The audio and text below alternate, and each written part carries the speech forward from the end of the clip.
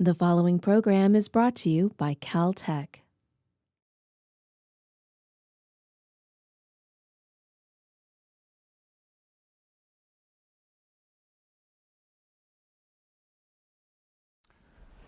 Welcome to machine learning, and welcome to our online audience as well.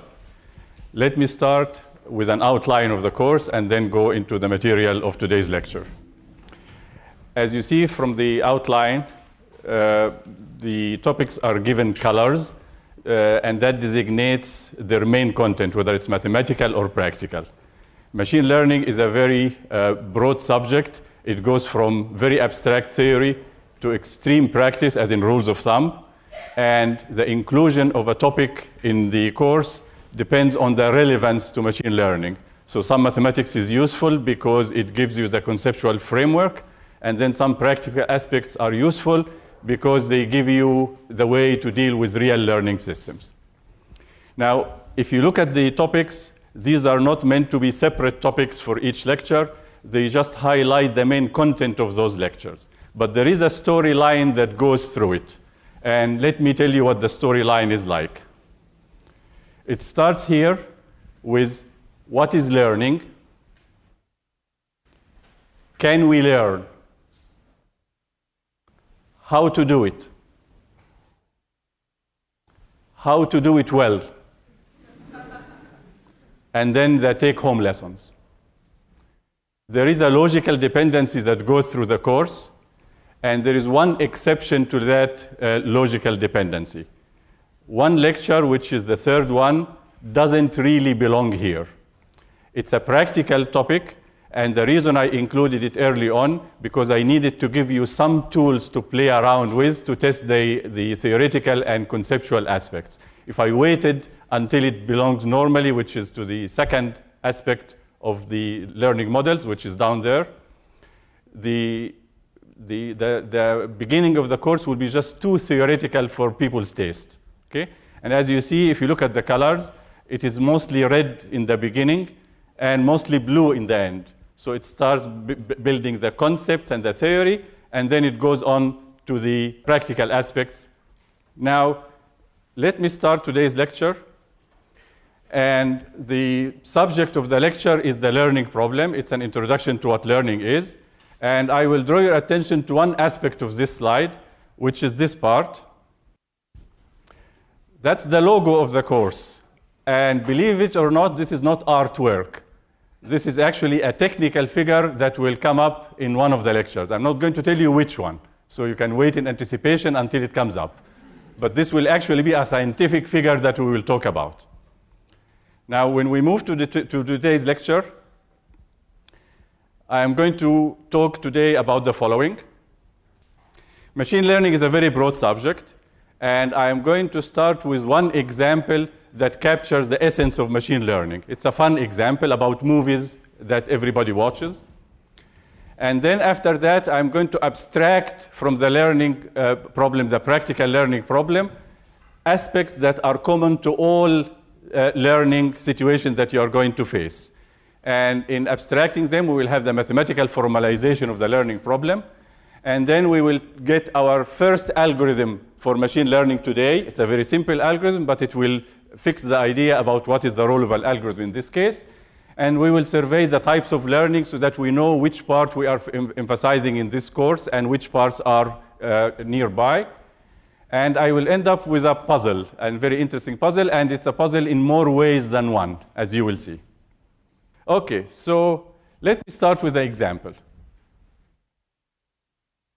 The example of machine learning that I'm going to start with is how a viewer would rate a movie. Okay? Now, that is an interesting problem, and it's interesting for us because we watch movies, very interesting for a company that rents out movies. And indeed, a company, which is Netflix, wanted to improve the in-house system by a mere 10%. Okay? So they make recommendations when you log in. They recommend movies that they think you will like, so they think that you will rate them highly. And they had a system, and they wanted to improve the system. So how much is a 10% improvement in performance worth to the company? It was actually $1 million. that was paid out to the first group that actually managed to get the 10% improvement.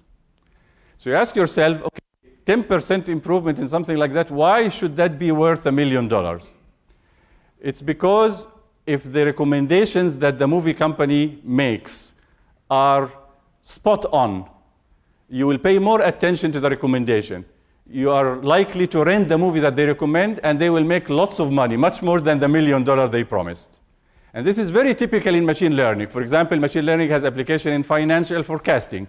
You can imagine that the minutest improvement in financial forecasting can make a lot of money.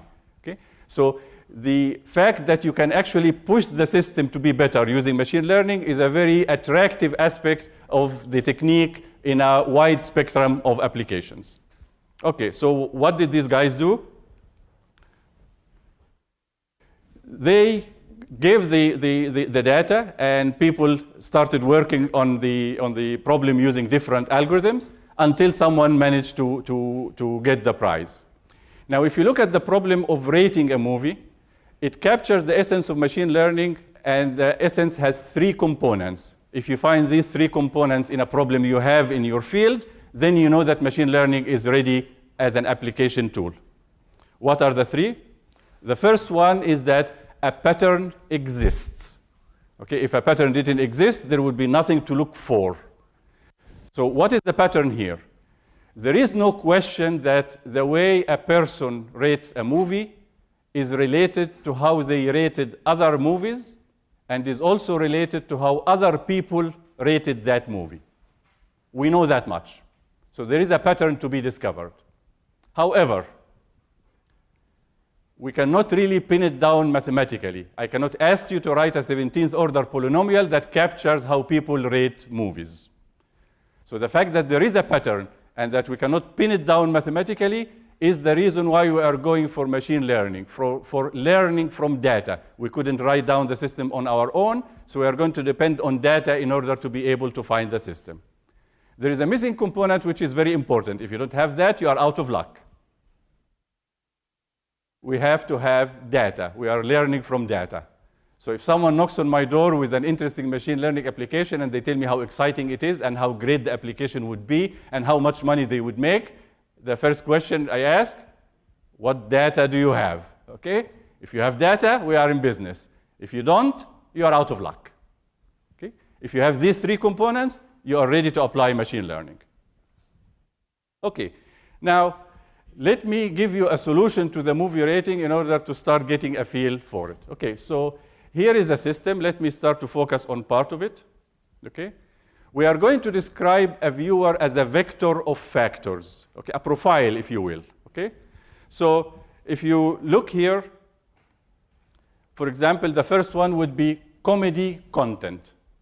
Okay? Does the movie have a lot of comedy? Okay? For a viewer point of view, does they like comedy? Okay? Here, do they like action? Do they prefer blockbusters, or they like sort of fringe movies? And you can go on all the way, even to asking yourself whether you like the lead actor or not. Now, you go to the content of the movie itself, and you get the corresponding part. Does the movie have comedy? Does it have action? Is it a blockbuster? And so on. Now, you compare the two, and you realize that if there is a match, let's say you hate comedy and the movie has a lot of comedy, then the chances are you are not going to like it. Okay? But if there is a match between so many coordinates, and this can be, the number of factors here could be really like 300 factors. Okay? Then the chances are you will like the movie, and if there is a mismatch, the chances are you are not going to like the movie. So what you do, you match the movie and the viewer factors, and then you add the contribution of them, and then as a result of that, you get the predicted rating. Okay? Now, this is all good, except for one problem, which is this is really not machine learning.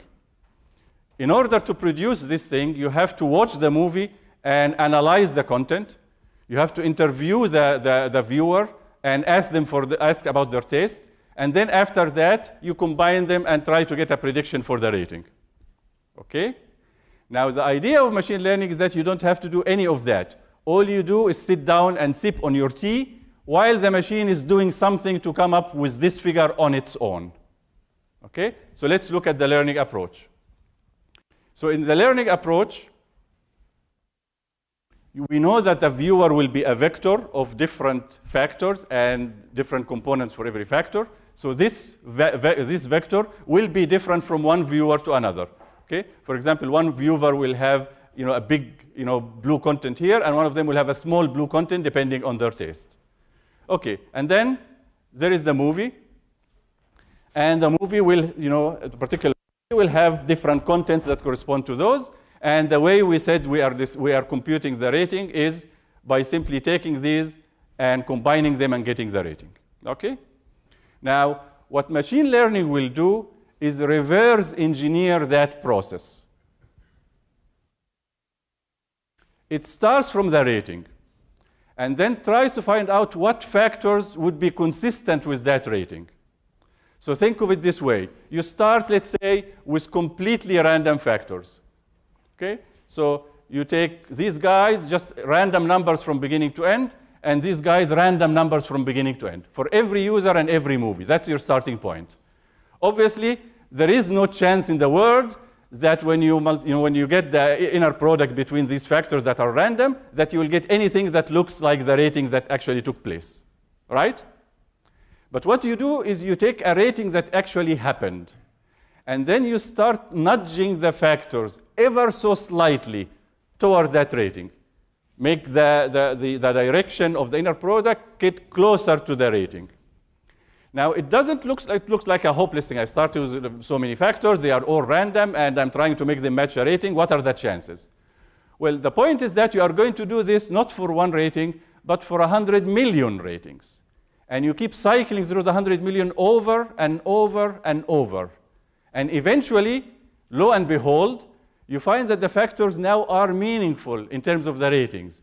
And if you get a user, a viewer here, that didn't watch a movie, and you get the vector that resulted from that learning process, and you get the movie vector that resulted from that process, and you do the inner product, lo and behold, you get a rating which is actually consistent with how that viewer rates the movie.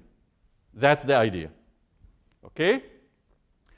Now, this actually, the solution I described is one of the winning solutions in the competition that I mentioned. So this is for real. This actually can be used. Now, with this example in mind, let's actually go to the components of learning. So now I would like to abstract from the learning problems that I see, what are the mathematical components that make up the learning problem? And I'm going to use a metaphor. Okay? So I'm going to use a metaphor now from another application domain, which is a financial application. So the metaphor we are going to use is credit approval. Okay? You apply for a credit card, and the bank wants to decide whether it's a good idea to extend a credit card for you or not. From the bank's point of view, if they are going to make money, they are happy. If they are going to lose money, they are not happy. That's the only criteria they have. Now, very much like we didn't have a magic formula for deciding how a viewer will rate a movie, the bank doesn't have a magic formula for deciding whether a person is creditworthy or not. What they are going to do, they are going to rely on historical records of previous customers and how their credit behavior turned out, and then try to reverse engineer the system, and when they get the system frozen, they are going to apply it to a future customer. That's the deal. So what are the components here?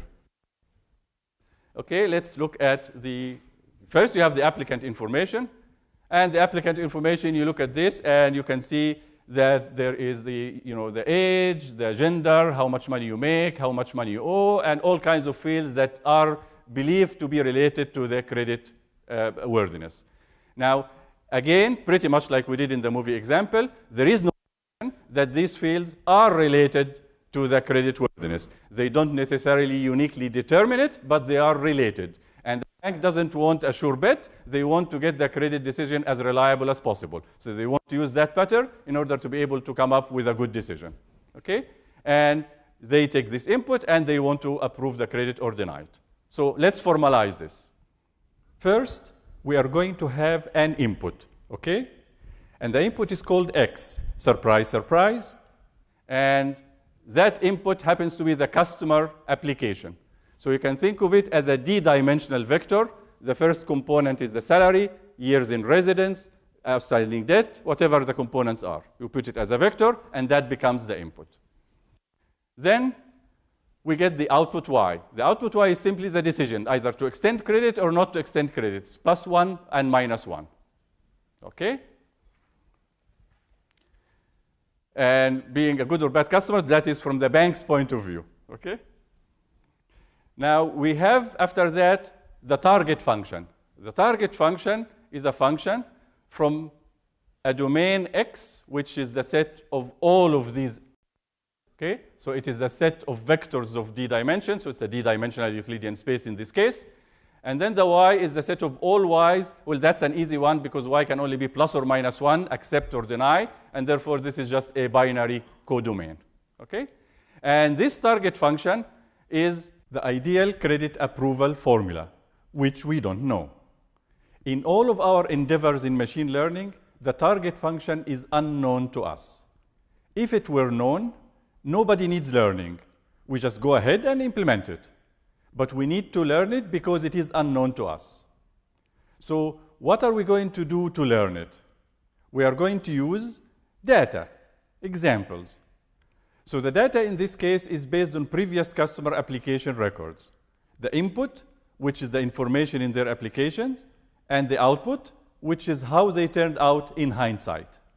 This is not a question of prediction at the time they applied, but after 5 years, they turned out to be a great customer. So the bank says, okay, if someone has these attributes again, let's approve credit because these guys tend to make us money. Okay?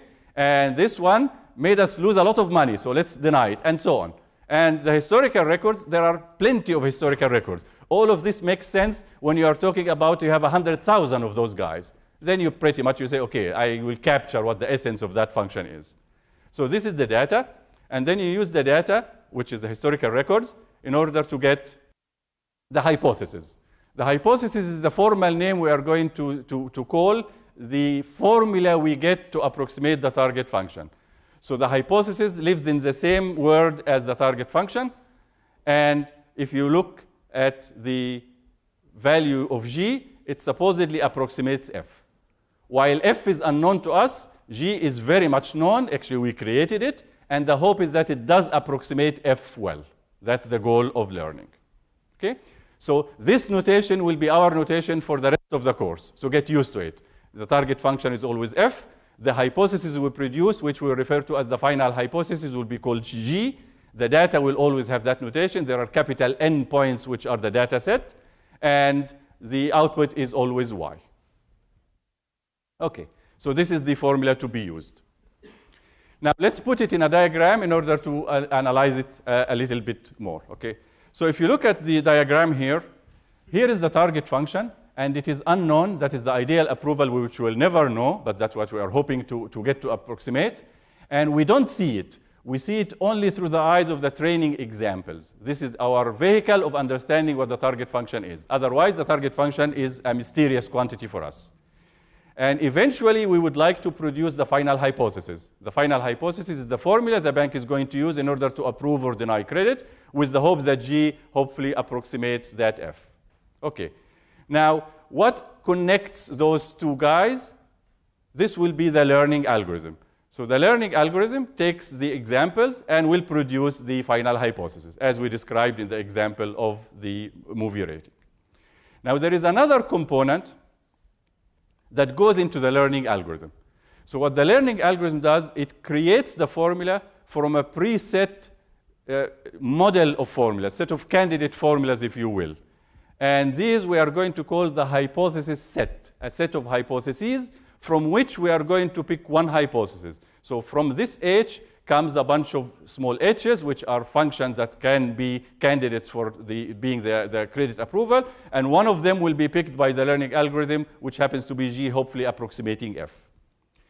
Now, if you look at this part of the chain, from the target function to the training to the learning algorithm to the final hypothesis, this is very natural, and nobody will object to that. But why do we have this hypothesis set? Why not let the algorithm pick from anything? Just create the formula without being restricted to a particular set of formulas, script H. There are two reasons, and I want to explain them. One of them is that there is no downside for including a hypothesis set in the formalization, and there is an upside. So let me describe why there is no downside, and then describe why there is an upside.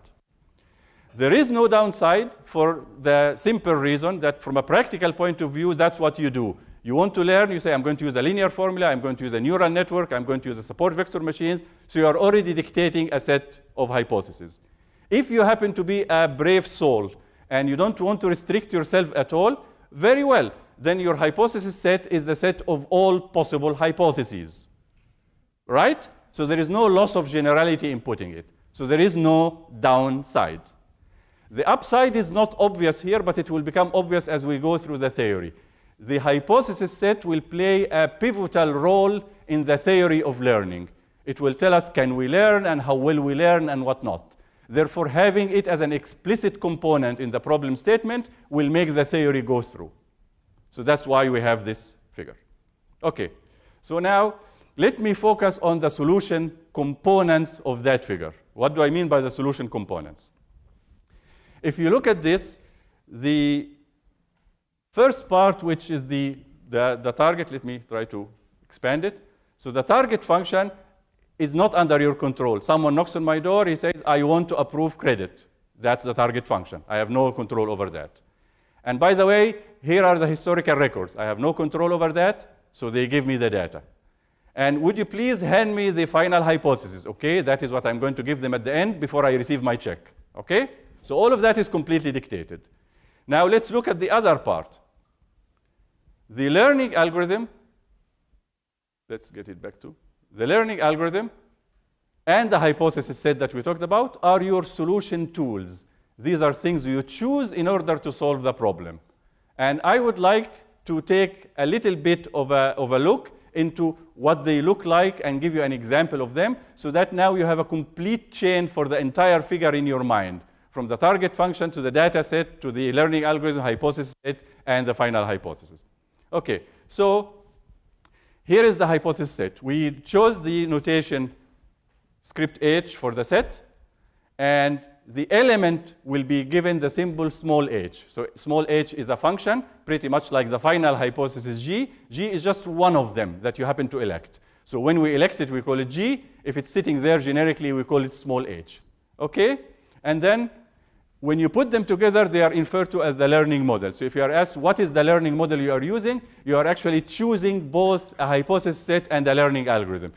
We'll see the perceptron in a moment. So the perceptron, this will be the perceptron model, and this will be the perceptron learning algorithm. This could be neural network, and this would be back propagation. This could be support vector machines of some kind, let's say radial basis function version, and this would be the quadratic programming. So every time you have a model, there is a hypothesis set, and then there is an algorithm that will do the searching and produce one of those guys. Okay? So this is the standard for the solution. Now, let me go through a simple hypothesis set in detail so that we have something to implement. So after the lecture, you can actually implement a learning algorithm on real data if you want to. This is not a glorious model. It's a very simple model. On the other hand, it's a very clear model to pinpoint what we are talking about. Okay, so here is the deal. Okay, you have an input, and the input x1 up to xd, as we said, the d-dimensional vector, and each of them comes from the real number, just for simplicity. So this belongs to the real number. And these are the attributes of a customer, as we said, salary, years in residence, and whatnot. So what does the perceptron model do? It does a very simple formula. It takes the attributes you have and gives them different weights W. Okay?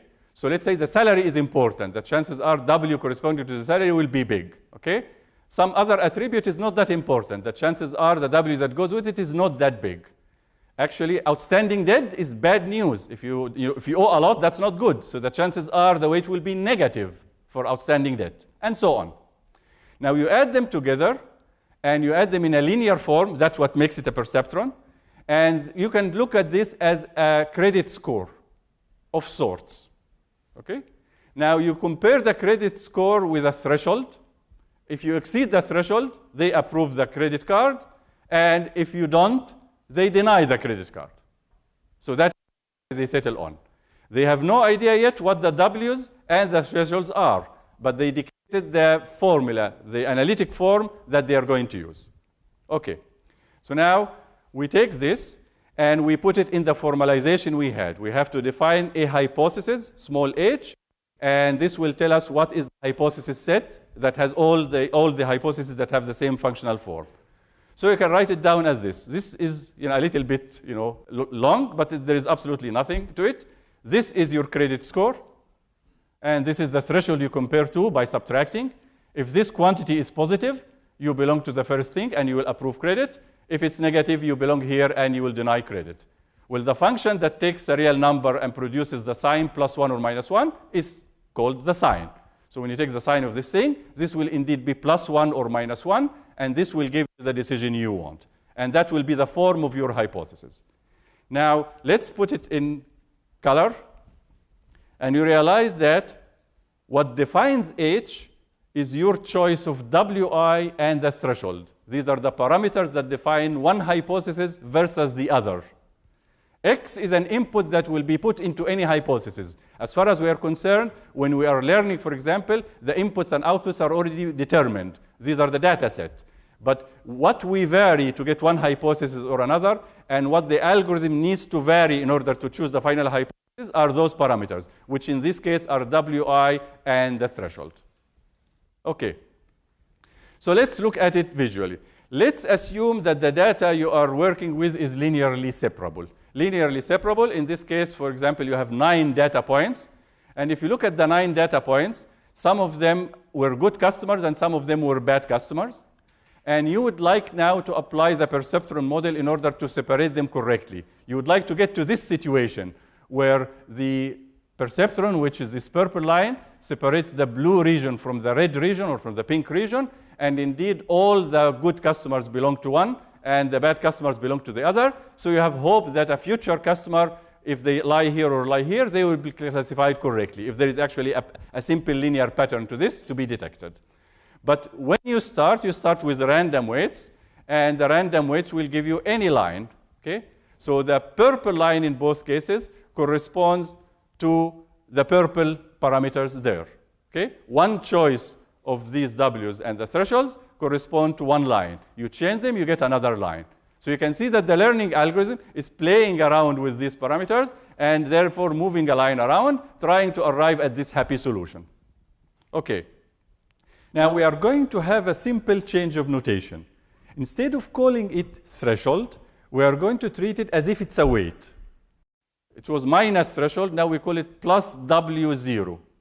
Absolutely nothing. All you need to do is choose W0 to be minus the threshold. No big deal. Okay. So why do we do that? We do that because we are going to introduce an artificial coordinate. Remember that the input was x1 through xd. Now we are going to add x0. This is not an artificial constant we add, which happens to be always +1. Okay, why are we doing this? You probably guessed.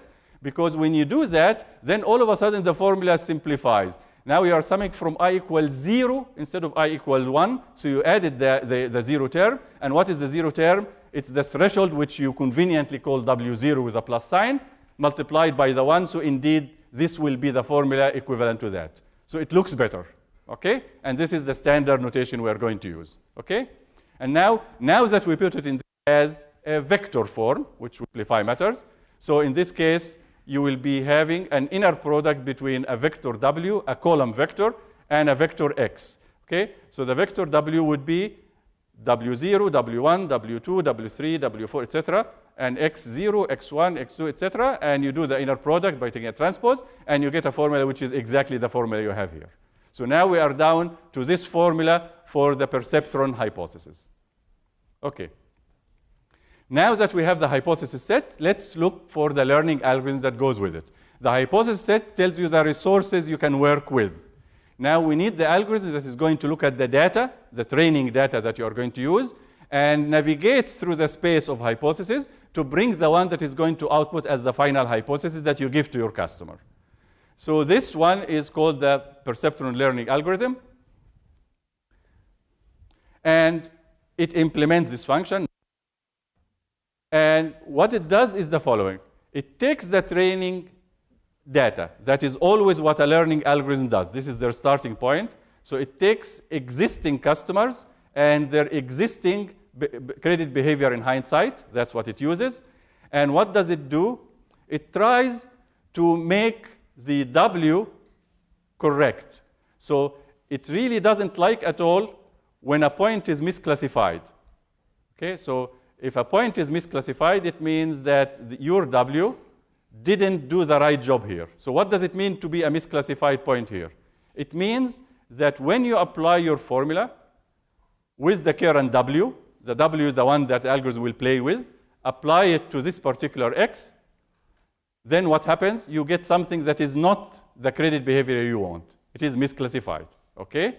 So what do we do when a point is misclassified? We have to do something. So what the algorithm does, it updates the weight vector. It changes the weight, which changes the hypothesis, so that it behaves better on that particular point. And this is the formula that it does. So I'll explain it in a moment. Let me first try to explain the inner product in terms of agreement or disagreement. If you have the vector x and the vector w, this way, their inner product will be positive, and the sign will give you a +1. If they are this way, the inner product will be negative, and the sign will be -1. So being misclassified means that either they are this way, and the output should be -1, or it's this way, and the output should be +1. That's what makes it misclassified, right?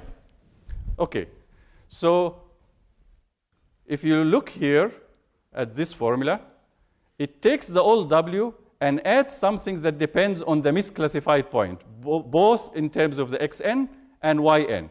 Well, yn is just plus or minus 1. So here you are either adding a vector or subtracting a vector. And we will see from this diagram that you are always doing so in such a way that you make the point more likely to be correctly classified. How is that? If y equals +1, as you see here, then it must be that since the point is misclassified, that w.x was negative. Now, when you modify this to w plus yx, it's actually w plus x. You add x to w, and when you add x to w, you get the blue vector instead of the red vector, and lo and behold, now the inner product is indeed positive. And in the other case, where it's -1, it is misclassified because they were this way. They gave you +1 when it should be -1. And when you apply the rule, since y is -1, you are actually subtracting x. So you subtract x and get this guy, and you will get the correct classification. Okay, so this is the intuition behind it. However, it's not the intuition that makes this work. There are a number of problems with this approach. I just sort of motivated that this is not a crazy rule, whether or not it's a working rule that is yet to be seen. Okay, so let's look at the iterations of the perceptual learning algorithm. Okay, so here is one iteration of PLA. So you look at this thing, and okay, you have this current W corresponds to the purple line. This guy is blue in the red region. It means it's misclassified. So now you would like to adjust the weights, that is, move around that purple line, such that the point is classified correctly. If you apply the learning rule, you will find that you are actually moving in this direction, which means that the blue point will likely be correctly classified after that iteration. Okay? There is a problem, because let's say that I actually move this guy this direction. Well, this one, I got it right, but this one, which used to be right, now is messed up. It moved to the blue region, right? And if you think about it, I'm trying to take care of it, and I may be messing up all other points because I'm not taking them into consideration. Well, the good perceptual learning algorithm is that all you need to do is for iterations 1, 2, 3, 4, etc., pick a misclassified point, any one you like, and then apply the iteration to it. The iteration we just talked about, which is this one, okay, the top one. And that's it. If you do that, and the data was originally linearly separable, then you will end up with the case that you will get to a correct solution. You will get to something that classifies all of them correctly. This is not an obvious statement. It requires a proof. The proof is not that hard, okay? But it gives us the simplest possible learning model we can think of. It's a linear model and this is your algorithm. All you need to do is be very patient, because 1, 2, 3, 4, this is really long. At times it can be very long. But it continues. That's the promise, as long as the data is linearly separable. Okay? So now we have one learning model, and if I give you now data from a bank, previous customers and their credit behavior, you can actually learning algorithm and come up with a G that you can hand to the bank.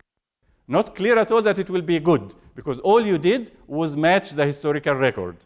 Well, you may ask the question, if I match the historical records, does this mean that I'm getting future customers right, which is the only thing that matters? The bank already knows what happened with the previous customers. It's just using the data to help you find a good formula. The formula will be not good to the extent that it applies to a new customer and predicts the behavior correctly. That's a loaded question, which will be extreme detail when we talk about the theory of learning. That's why we have to develop all of this theory. Okay, so that's it, and that is the perceptual learning algorithm. Now, let me go into the bigger picture of learning, because what I talked about so far is one type of learning. Happens to be by far the most popular and the most used. But there are other types of learning. Okay, so let's talk about the premise of learning from which the different types came about. That's what learning is about. Okay. This is the common premise that is common between any problem that you would consider learning. You use a set of observations, what we call data, to uncover an underlying process. In our case, the target function. Now, you can see that this is a very broad premise. And therefore, you can see that people have rediscovered that over and over and over in so many disciplines. Okay, can you think of a discipline other than machine learning that uses that as its exclusive premise? Anybody have taken courses in statistics? Okay, so in statistics, that's what they do. The underlying process is a probability distribution. And the observations are samples generated by that distribution. And you want to take the samples and predict what the probability distribution is. And over, there are so many disciplines under different names. Now, when we talk about different types of learning, it's not like we sit down and look at the word and say, okay, this looks different from this because the assumptions look different. What you do is you take this premise and applying it in a context. And that calls for a certain amount of mathematics and algorithms. If a particular set of assumptions takes you sufficiently far from the mathematics and the algorithm you used in the other disciplines, that you sort of, it takes on a life of its own, and it develops its own math and algorithms, then you declare it a different type. Okay? So when I list the types, it's not completely obvious, just by the slide itself, that these should be the types that you have. But for what it's worth, these are the most important types. First one is supervised learning. That's what we have been talking about, and I will discuss it in detail and tell you why it's called supervised. And it is by far the concentration of this course. There is another one which is called unsupervised learning. And unsupervised learning is very intriguing. I will mention it briefly here, and then we will talk about a very famous algorithm for unsupervised learning later in the course. And the final type is reinforcement learning, which is even more intriguing, and I will discuss it in the sort of a brief introduction in a moment. Okay, so let's take them one by one. Supervised learning. So what is supervised learning? Okay, anytime you have the data that is given to you with the output explicitly given, here is the user and movie, and here is the rating. Okay, here is the previous customer, and here is their credit behavior. It's as if a supervisor is helping you out in order to be able to classify the future ones. That's why it's called supervised. So let's take an example of coin recognition just to be able to contrast it with unsupervised learning in a moment. Okay, so let's say you have a vending machine, and you would like to make the system able to recognize the coins. So what do? You have physical measurements of the coin. Let's be simplistic and say we measure the size and mass of the coin you put. Now, the coins will be quarters, nickels, pennies, and dimes, 25, 5, 1, and 10. Okay? And when you put the data in this diagram, they will belong to, so the quarters, for example, are bigger, okay, so they will belong here, and the dimes in the US currency happen to be the smallest of them, so they are smallest here, and there will be a scatter because of the error in measurement, because of the exposure to the elements or whatnot. So let's say that this is your training data, and it's supervised because the things are colored. I gave you those and told you they are 25 cents, 5 cents, etc. So you use those in order to train a system, and the system will then be able to classify a future one, okay? So, for example, if we stick to the linear approach, you may be able to find separator lines like those, and those separator lines will separate based on the data, the 10 from the 1, from the 5 from the 25, and once you have those, the data, you can bid farewell to the data, you don't need it anymore, and when you get a future coin that is now unlabeled, you don't know what it is, that the vending machine is actually working, then the coin will lie in one region or another, and you're going to classify accordingly. So that is supervised learning. Now let's look at unsupervised learning. For unsupervised learning, instead of having the examples, the training data, having this form, which is the input plus the correct target, the correct output, okay, the customer and how they behaved in reality in credit, okay? We are going to have examples that have less information, so much less, laughable. I am just going to tell you what the input is. And I'm not going to tell you what the target function is at all. I'm not going to tell you anything about the target function. I'm going just to tell you, here is the data of a customer. Good luck. Try to predict the credit. Okay. Well, how in the world are we going to do that? Okay. Let me show you that the situation is not totally hopeless. That's what I'm going to achieve. I'm not going to tell you how to do it completely. But let me show you that the situation like that is not totally hopeless. Okay. Let's go for the coin example. Okay? So for the coin example, we have data that looks like this. If I didn't tell you what the denominations are, the data would look like this. Right? You have the measurements, but you don't know, is it a quarter? You don't know. Now, honestly, if you look at this thing, you say, okay, I can know something from this figure. Things tend to. So I may be able to classify those clusters into categories without knowing what the categories are. That would be quite an achievement already. You still don't know whether it's the 25 cents or whatever. But the data actually made you able to do something that is a significant step. You are going to be able to come up with these boundaries, okay? And now you are so close to finding the full system. So unlabeled data actually can be pretty useful. Now, obviously, I have seen the colored ones, so I actually chose the boundaries right because I still remember them visually. But if you look at the clusters and you have never heard about that, especially these guys might not look like two clusters. They may look like one cluster. So it actually could be that, okay, this is ambiguous. And indeed, in unsupervised learning, the number of clusters is ambiguous at times. Okay? Okay. And then what you do, this is the output of your system. Now I can categorize the pennies into types. Okay? I'm just going to call them types. Type 1, type 2, type 3, type 4. I have no idea which belongs to which. But obviously, if someone comes with a single example of a quarter, a dime, etc., then you are ready to go. Okay? Whereas before, you had to have lots of examples in order to choose where exactly to put the boundary. Okay? And this is why a set like that, which looks like complete jungle, is actually useful. Let me give you another interesting example of unsupervised learning, where I give you the input without the output, and you are actually in a better situation to learn. Let's say that your company, or your school in this case, is sending you for a semester in Rio de Janeiro. Okay? So you're very excited, and you decide that you'd better learn some Portuguese in order to be able to speak the language when you arrive. Okay? Not to worry, when you arrive, there will be a tutor who teaches you Portuguese. But you have a month to go, and you want to help yourself as much as possible. You look around, and you find that the only resource you have is a radio station in Portuguese in your car. Okay? So what you do, you just turn it on whenever you drive. And for an entire month, you are bombarded with Portuguese. Tudo bem, como vai, valeu, stuff like that comes back.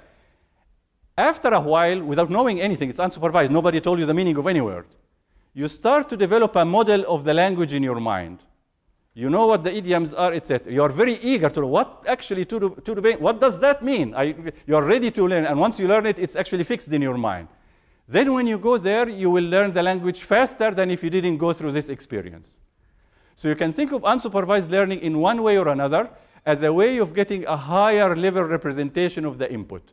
Whether it's extremely high level as in clusters, you forgot all the attributes and you just tell me a label, or higher level as in this, a better representation than just the crude input into some model in your mind.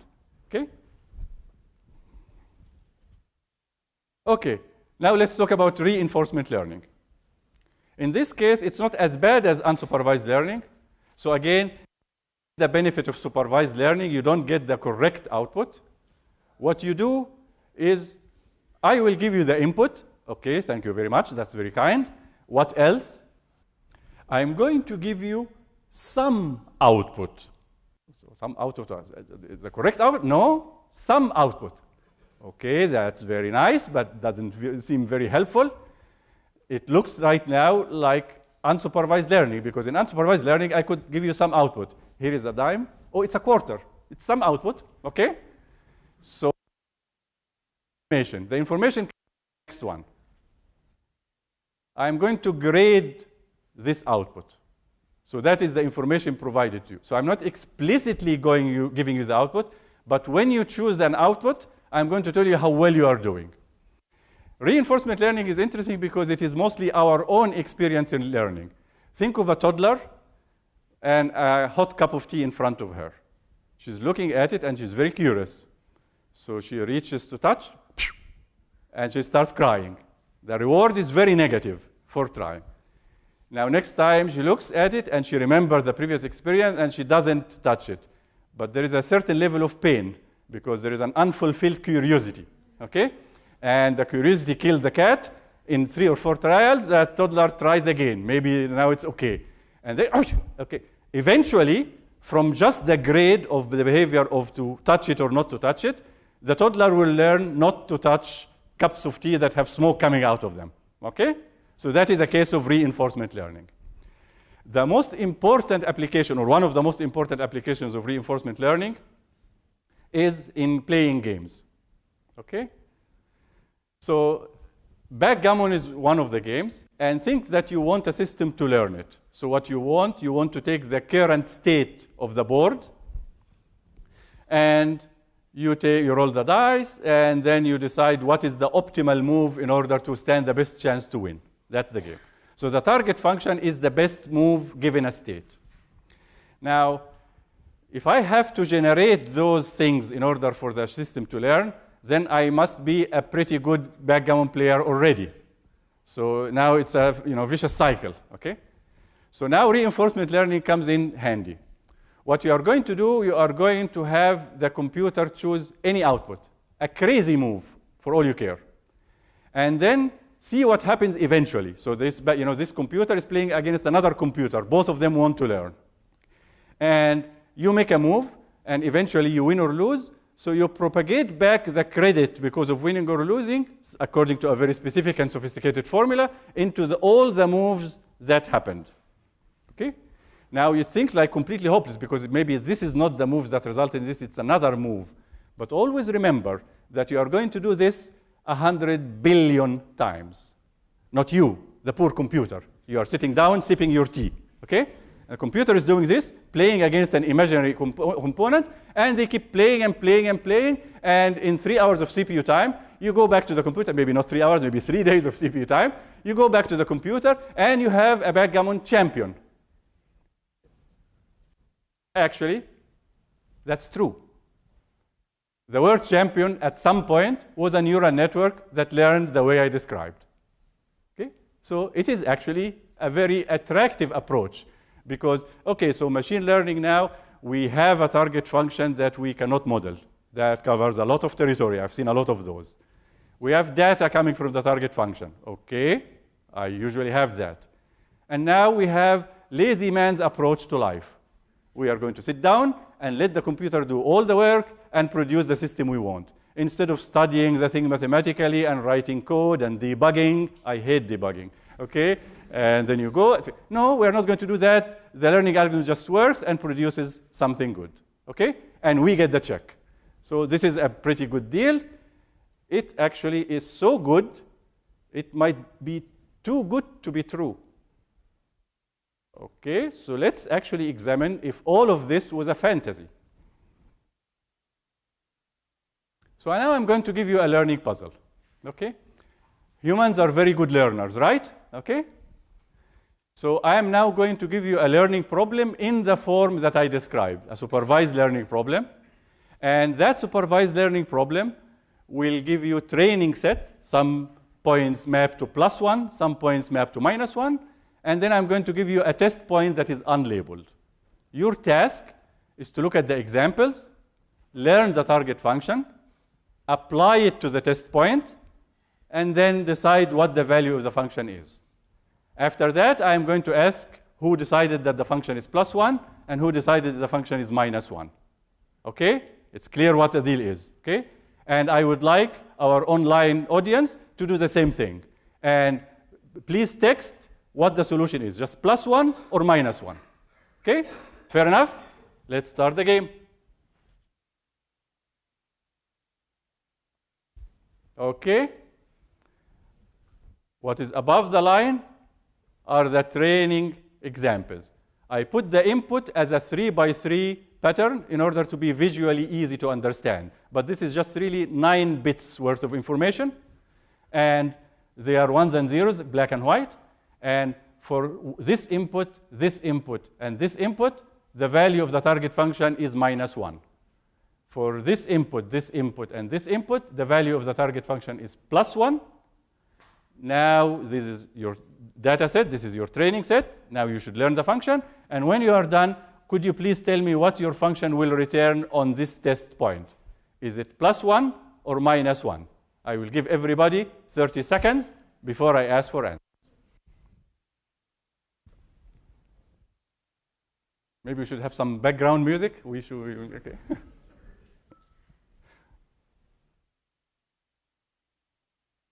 Okay.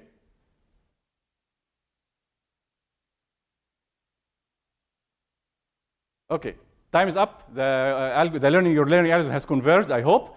And now we apply it here, and I ask people here, who says it's +1? Okay, thank you. Who says it's -1? Thank you. I see that the online audience also contributed. Yeah, so the big majority says +1. But are there -1s? 2 -1s. Okay, cool. Okay. I don't care if it's a +1 or -1. What I care about is that I get both answers. Okay, that is the essence of it. Why do I care? Because in reality, this is an impossible task. I told you the target function is unknown. It could be anything, really, anything. And now I give you the value of the target function at 6 points. Well, there are many functions that fit those 6 points and behave differently outside. For example, if you take the function to be +1 if the top left square is white, then this should be -1, right? If you take the function to be +1 if the pattern is symmetric, okay? So you can see it. So let's see. If I said it the other way around. So the top one is black, it would be -1. So this would be -1. If it's symmetric, it would be +1. So this would be +1 because this guy has both this black and also is symmetric, right? And you can find infinite variety like that. And that problem is not restricted to this case, okay? The question here is obvious. Function is unknown. You really mean unknown, right? Yes, I mean it. Unknown, anything. Yes, I do. Okay? You give me a finite sample. Well, it can be anything outside. How in the world am I going to tell what the learning outside is? Okay, that sounds about right. But we are in trouble because that's the premise of learning. If the goal was to memorize the examples I gave you, that would be memorizing, not learning. Learning is to figure out a pattern that applies outside. And now we realize that outside, I cannot say anything. Okay, does this mean that learning is doomed? Well, this is going to be a very short course, okay? Well, the good news is that learning is alive and well. And we are going to show that without compromising our basic premise. The target function will continue to be unknown. And we still mean unknown. And we will be able to learn. And that will be the subject of the next lecture. Right now, we are going to go for a short break, after which we are going to take the Q&A. Okay.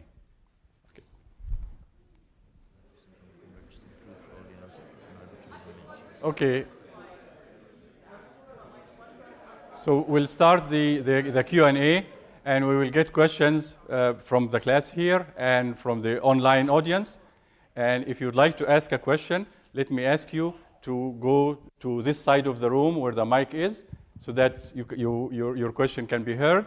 And we will alternate, if there are questions here, we'll alternate between campus and off campus. So let me start if there's a question from outside. Okay. Yes, so the most common question is, so how do you determine if a set of points is linearly separable?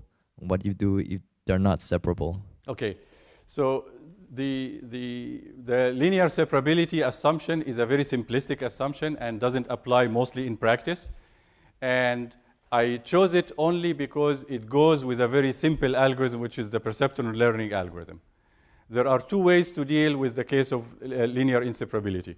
There are algorithms, and most algorithms actually deal with that case. And there is also a technique that we are going to study in the next week, which will take a set of points which is not linearly separable and creates a mapping that makes them linearly separable. So there is a way to deal with it. However, the question, how do you determine it's linearly separable? The right way of doing it in practice is that when someone gives you data, you assume in general it's not linearly separable. It will hardly ever be, and therefore you take techniques that can deal with that case as well. There is a simple modification of the perceptron learning algorithm, which is called the pocket algorithm, that applies the same rule with a very minor modification and deals with the case where the data is not separable. However, if you apply the perceptron learning algorithm that is guaranteed to converge to a correct solution in the case of linear separability, and you apply it to data that is not linearly separable, bad things happen. Not only is it going not to converge, obviously it's not going to converge because it terminates when there are no misclassified points, right? If there is a misclassified point, then there is a next iteration always. So since the data is not linearly separable, we will never come to a point where all the points are classified correctly. So this is not what is bothering us. What is bothering us is that as you go from one step to another, you can go from a very good solution to a terrible solution in the case of the nonlinear separability. So it's not an algorithm that you would like to use and just sort of terminate by force at an iteration. A modification of it can be used this way, and I'll mention it briefly when we talk about linear regression and other linear methods. Okay, there's also a question of how does the rate of convergence of the perceptron change with the dimensionality of the data? Badly. That's the answer. Okay, let's put it this way. You can build pathological cases where it really will take forever. However, I did not give the perceptron learning algorithm in the first lecture to tell you that this is the great algorithm that you need to learn. Okay? I gave it in the first lecture because this is the simplest algorithm I could give.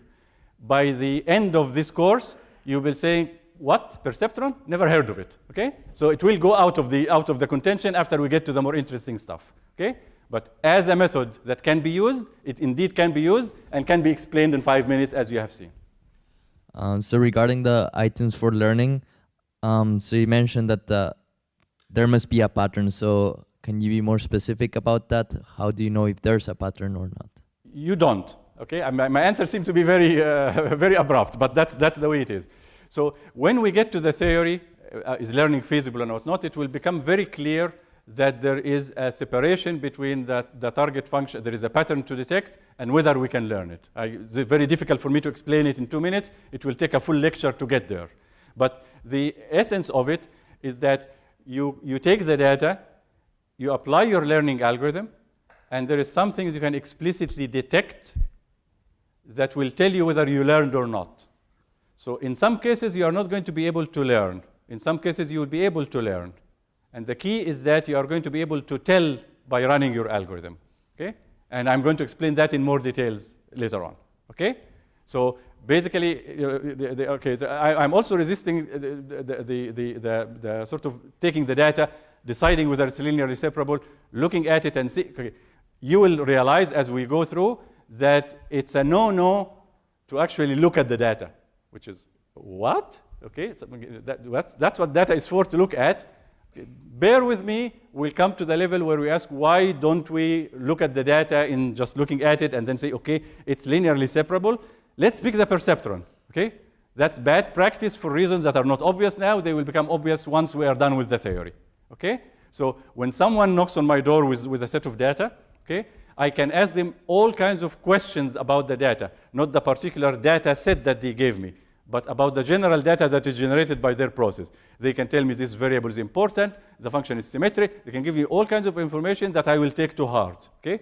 But I will try as much as I can to avoid looking at the particular data set that they gave me, lest I should tailor my system toward this data set and be disappointed when another data set comes about. You don't want to get too close to the data set. This will become very clear as we go with the theory.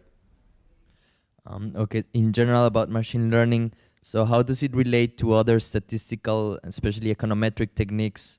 Okay, yeah. Statistics is, in the form I said, it's a machine learning where the target, which is not a function in this case, is a probability distribution. Statistics is a mathematical field, and therefore you put the assumptions that you need in order to be able to rigorously prove the results you have and get the results in detail. For example, linear regression. When we talk about linear regression, it will have very few assumptions, and the results will apply to a wide range because we didn't make too many assumptions. When you study linear regression under statistics, there is a lot of mathematics that goes with it, a lot of assumptions, because that is the purpose of the goal. In general, machine learning tries to make the least assumptions cover the most territory. These go together, okay? So it is not a mathematical discipline, but it's not a purely applied discipline. It spans both the mathematical to a certain extent, but it is willing to actually go into territory where we don't have mathematical models and still want to apply our techniques. So that is what characterizes it the most. And then there are other fields. I mean, by the way, machine learning, you can find it under the name computational learning or statistical learning. Data mining has a huge intersection with machine learning. There are lots of disciplines around that actually share some value. But the point is, the premise that you saw is so broad that it shouldn't be surprising that people at different times develop a particular discipline with its own jargons to deal with that discipline. Okay? So what I'm giving you are machine learning as the mainstream goes, and that can be applied as widely as possible to applications, both practical applications and scientific applications. You will see, here is a situation, I have an experiment, here is a target, I have the data. How do I produce the target in the best way I want? And then you apply machine learning. Okay, also a general question about machine learning. So do machine learning algorithms perform global optimization methods or just local optimization methods? Okay, it's obviously a general question. Okay, optimization is a tool for machine learning. Okay, so we will pick whatever optimization does the job for us. And sometimes there is a very specific optimization method. For example, in support vector machines, it will be quadratic programming. It happens to be the one that works with that. But optimization is not something that machine learning people study for its own sake. They obviously study it to understand it better and to choose the correct optimization method. Now, the question is alluding to something that will become clear when we talk about neural networks, which is local minimum versus global minimum and whatnot. And it is impossible to put this in any perspective before we get the details of neural networks. So I will defer that until we get to that lecture. Also, so this is a math question, I guess. So, is the hypothesis set in a topological sense continuous? Okay, the hypothesis set can be anything in principle. Okay, so it can be continuous and it can be discrete. For example, in the next lecture, I'll take the simplest case where we have a finite hypothesis set in order to make a certain point. In reality, almost all the hypothesis sets that you find are continuous, hence and infinite, very infinite. Okay, and the level of sophistication of the hypothesis set can be huge. Okay, and nonetheless, we will be able to see that under one condition, which is that comes from the theory, we will be able to learn even if the hypothesis set is huge and complicated. Here's a question from inside. Yes. I think I understood more or less the general idea, but I don't understand the second example you gave about credit approval. So how do we collect our data? Should we give credit to everyone, or should we make our data biased because we cannot determine the data of we can determine should we give credit or not to persons we rejected? Correct. So this is a good point, and so every time someone asks a question, sort of the lecture number comes to my mind. I know when I'm going to talk about it. Okay. So what you described is called sampling bias, and I will describe it in detail. But when you use the biased data, let's say the bank uses historical records. So it sees the people who applied and were accepted, and for those guys, it can actually predict what the credit behavior is because it has their credit history. They charged and repaid and maxed out and all of this, and then they decide, okay, is this a good customer or not? For those who were rejected, there is really no way to tell in this case whether they were falsely rejected, that they would have been good customers or not. Nonetheless, if you take the customer base that you have and base your decision on it, okay, the boundary works fairly decently, actually pretty decently, even for the other guys, because the other guys usually are deeper into the classification region than the boundary guys that you accepted and turned out to be bad. Okay? But the point is well taken. The data set in this case is not completely representative, and there is a particular principle in learning that we'll talk about, which is sampling bias, that deals with this case. Another question from here? You explained that we need to have a lot of data to learn. So how do you decide, how much amount of data that is required for a particular problem in order to be able to come up with a reasonable... Okay, good question. Okay, so let me tell you the theoretical and the practical answer. Okay, the theoretical answer is that this is exactly the crux of the theory part that we are going to talk about. Okay, and in the theory we are going to see can we learn and how much data can we so all of this will be answered in a mathematical way. Okay, so this is the theoretical answer. The practical answer is that's not under your control. When someone knocks on your door, here is the data. I have 500 points, okay? I tell him, okay, I will give you a fantastic system if you just give me 2,000. But I don't have 2,000, I have 500. So now you go and you use your theory to do something to your system such that it can work with the 500, okay? There was one case, I worked with data, in different applications. At some point, we had almost 100 million points, okay? You were swimming in data, okay? You wouldn't complain about data. Data was wonderful, okay? And in another case, there were less than 100 points. And you had to deal with the data with gloves because, if you use them the wrong way, they are contaminated, which an expression we will see, and then you have nothing, and you will produce a system, and you are proud of it, but you have no idea whether it will perform well or not, and you cannot give this to the customer and have the customer come back, at you and say, what did you do, etc. Okay? So there is a question of what performance can you do given what data size you have? But in practice, you really have no control over the data size in almost all the cases, almost all the practical cases. Yes? Another question I have is regarding the hypothesis set. So the larger the hypothesis set is, probably I'll be able to better fit the data, but that, as you were explaining, might be a bad thing to do because when the new data point comes, there might be trouble. Yeah. So how do you decide the size of your... Okay, you are asking all the right questions and all of them are coming up. This is again part of the theory. But let me try to explain this. as we mentioned, learning is about being able to predict. So you are using the data not to memorize it, but to figure out what the pattern is. And if you figure out a pattern that applies to all the data, and it's a reasonable pattern, then you have a chance that it will generalize outside. Now, the problem is that if I give you 50 points and you use a 7,000th order polynomial, you will fit the heck out of the data. You will fit it so much with so many degrees of freedom to spare. But you haven't learned anything. You just memorized it in a fancy way. You put it in a polynomial form, and that actually carries all the information about the data that you have, and then some. So you don't expect at all that this will generalize outside. And that intuitive observation will be formalized when we talk about the theory. There will be a measurement of the hypothesis that you give me that measures the sophistication of it, and will tell you with that sophistication, you need that amount of data in order to be able to make any statement about generalization. So that is what the theory is about.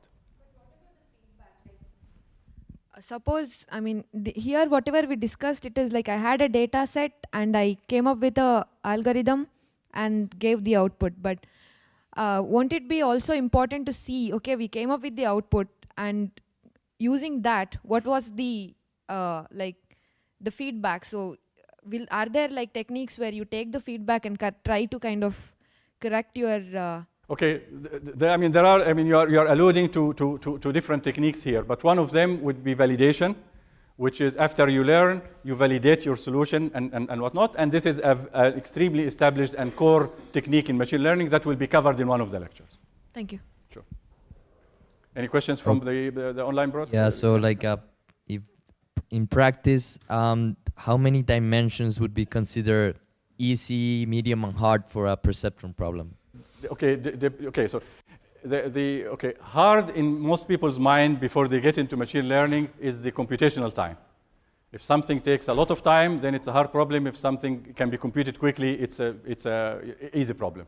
For machine learning, the bottleneck, in my case, has never been the computation time, even with incredibly big data sets. The bottleneck for machine learning is to be able to generalize outside the data that you have seen. So to answer your question, the perceptron behaves badly in terms of the computational behavior, okay? We will be able to predict its generalization behavior based on the number of dimensions and the amount of data. This will be given explicitly, okay? And therefore, the perceptron algorithm is bad computationally, good in terms of generalization. That is, if you actually can get away with perceptrons, your chances of generalizing are good because it's a simplistic algorithm, a simplistic model, and therefore its ability to generalize is good, as we will see. Also, so in the example, you explained use a binary function. So can you use more like multi-valued or real functions, real-valued functions? Correct. This is, remember when I told you that there is a topic that is out of sequence, so there was a logical sequence to the course, and then I took part of the linear models and put it very early on to give you something a little bit more sophisticated than perceptrons to try your hand on. That happens to be for real valued functions. And obviously there are hypotheses that cover all the types of codomains. Y could be anything as well. So another question is, in the learning algorithm, in the learning process you showed, so when do you pick your learning algorithm? When do you pick your hypothesis set, and what liberty you have? Okay, so the hypothesis set is the most important aspect of determining the generalization behavior that we'll talk about. The learning algorithm does play a role, although it's a secondary role, as we will see in the discussion. So in general, the learning algorithm has the form of minimizing an error function. Okay, so you can think of the perceptron. What does the algorithm do? It tries to minimize the classification error. That is your error function, and you are minimizing it using this particular update rule. And in other cases, we will see that we are minimizing an error function. Now, the minimization aspect is an optimization question, and once you determine that this is indeed the error function that I want to minimize, then you go and minimize as much as you can using the most sophisticated optimization technique that you find. So the question now translates into what is the choice of the error function or error measure that will help or not help. And that will be covered also next week under the topic error and noise. When I talk about error, we'll talk about error measures, and this translates directly to the learning algorithm that goes with them. Back to the perceptron. So what happens if your hypothesis gives you exactly 0 in this case? Okay, so remember that the quantity you compute and compare with the threshold with your credit score, okay? So I told you what happens if you are above threshold and what happens if you are below threshold. Okay, so what happens if you are exactly at the threshold? Okay, your credit score is exactly that. Okay, so the informal answer is that it depends on the mood of the credit officer on that day. Okay, if they had a bad day, you will be denied. Okay, but the serious answer is that there are technical ways of defining that point. You can define it as 0, so the sign of 0 is 0, in which case you are always making an error because you are never +1 or -1 when you should be. Or you could make it belong to the +1 category or to the -1 category. There are ramifications for all of these decisions that are purely technical. Nothing conceptual comes out of them. That's what I decided not to include it in this, because it clutters the main concept with something that really has no ramification. As far as you're concerned, the easiest way to consider it is that the output will be 0, and therefore you will be making an error regardless of whether it's +1 or -1. So is there a kind of problems that cannot be learned even if there's a huge amount of data? Correct. For example, if I go to my computer and use a pseudo-random number generator to generate the target over the entire domain, then patently nothing I can give you will make you learn the other guys. Okay? So remember the 3. Let me try to. Okay. The essence of machine learning. The first one was a pattern exists. Okay? If there is no pattern that exists, there is nothing to learn. Okay? Let's say that it's like a baby and serious stuff is happening and the baby is just staring. There's nothing to pick from that thing. What's the pattern? You can see the smile on the baby's face. Now I can see what is going on. So whatever you are learning, there needs to be a pattern. Okay? Now, how to tell that there is a pattern or not, that's a different question. But the main ingredient, there is a pattern. And the other one, we cannot pin it down mathematically. I mean, if we can pin it down mathematically and you decide to do the learning, then you are really lazy because you could just, write the code. But fine, you can use learning in this case, but it's not the recommended method because it has certain, errors in performance and whatnot. Whereas if you have the mathematical definition, you just implement it and you will get the best possible solution. And the third one, you have data, which is okay. So you have plenty of data, but the first one is off. You are simply not going to learn. And it's not like I have to answer each of these questions at random. The theory will completely capture what is going on. So there is a very good reason for going through 4 lectures in the outline that are mathematically inclined. Okay, this is not for the sake of math. I don't like to do math hacking, if you will. Okay, I pick the math that is necessary to establish a concept, and these will establish it, and they are very much worth being patient with and going through. Because once you are done with them, you basically have it called about what are the components that make learning possible, and how do we tell, and all of the questions that have been asked. Historical question. So why is the perceptron often related with a neuron? Okay, I will discuss this on neural networks, but in general, when you take a neuron and synapses, and you find what is the function that gets to the neuron, you find that the neuron fires, which is +1, if the signal coming to it, which is roughly a combination of the stimuli, exceeds a certain threshold. So that was the initial inspiration, and the initial inspiration was that, okay, the brain does a pretty good job, so maybe if we mimic the function, we will get something good. But you mimicked one neuron, and then you put it together, and you'll get the neural network that we are talking about. And I will discuss the analogy with biology and the extent that it can be benefited from and or not when we talk about neural networks, because that will be the more proper context for that.